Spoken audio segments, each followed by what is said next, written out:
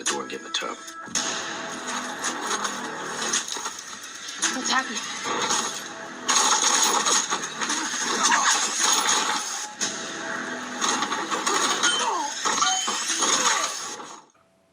Hello everybody, welcome back to Screenstars. I'm here today to bring you my review for the 2024 action thriller The Painter. The film is directed by Kimani Ray Smith and it stars Charlie Webber, John Voight and Madison Bailey. Now the film focuses on a character called Peter, and we initially meet him. He's like a high-ranking CIA operative.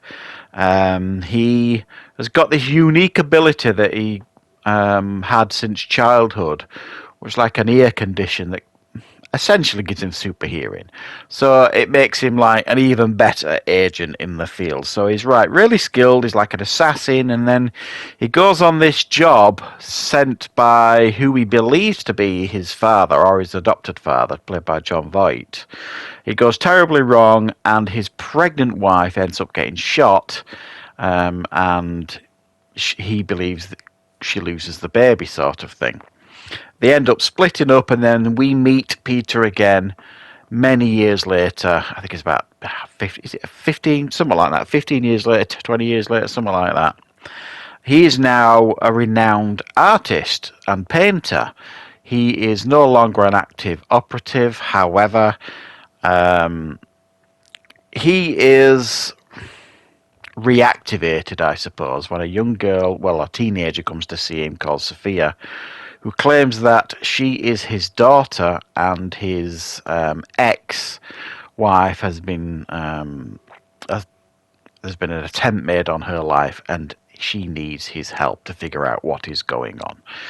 He is then in full John Wick mode to find out what's going on and take his revenge on those that have been betraying him all these years. Right. What are my thoughts on The Painter? Well, this is a pretty low-budget film. It's not micro-budgeted or anything, there's a bit of a budget going on, hence John Voight being in it. But this, while there is some ambition here with this film, it does show some ambition. For me, there's far too many faults in this film than... There's too many negatives. When you weigh them against the positives, there are far too many for my liking. First and foremost is, while I don't think the action scenes are really bad or anything like that, I've seen much worse. They are nicely choreographed,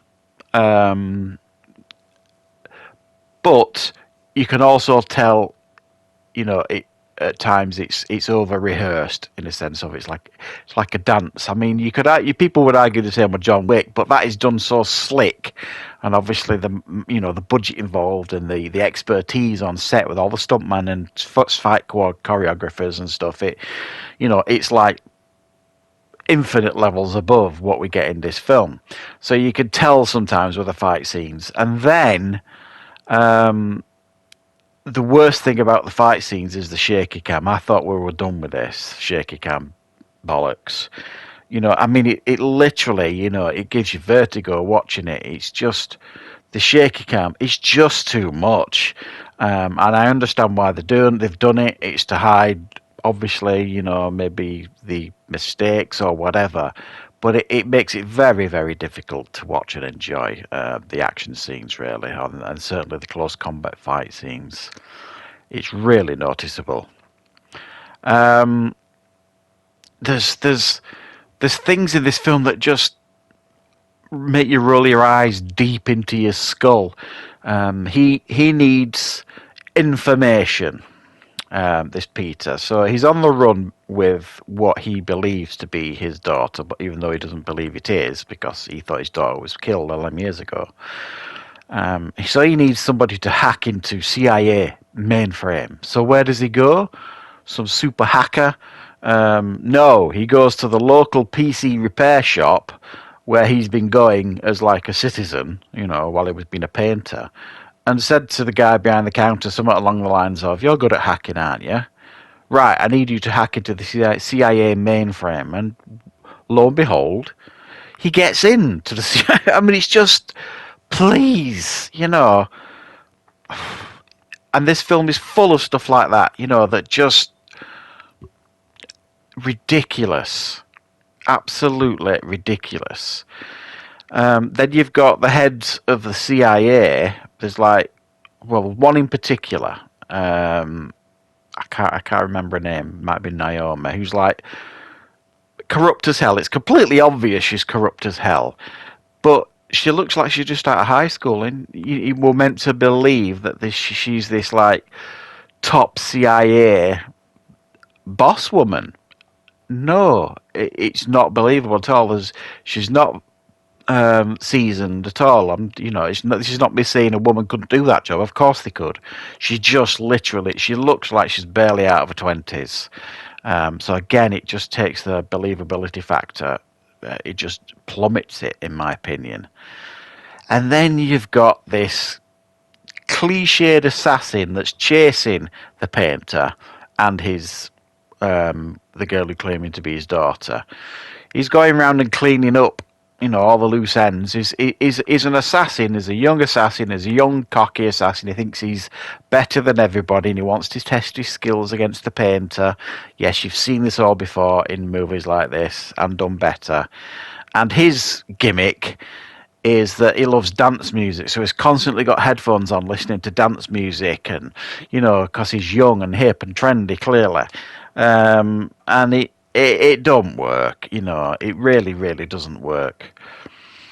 And the whole use of John Voight, it feels awkward at times. I mean, they dress him up in these ridiculous disguises that is so obviously him, and then, everyone's surprised that, oh, look who it is. I didn't realise it was you. And it's cringy at times. So I personally can't recommend this film. While I don't think it's I don't think it looks cheap or anything like that.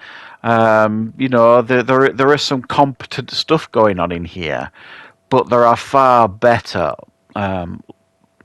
action films out there with this type of budget that I would probably suggest you checking out. I mean, just check out my action films playlist and have a look at some of those that I've done over the last 12 months or so, and probably a good 60% of them, 70% of them are a hell of a lot better than this. So yeah, I would definitely avoid this one. I think you would probably end up watching it and being really quite disappointed, because I know I certainly was. So thanks for watching, guys.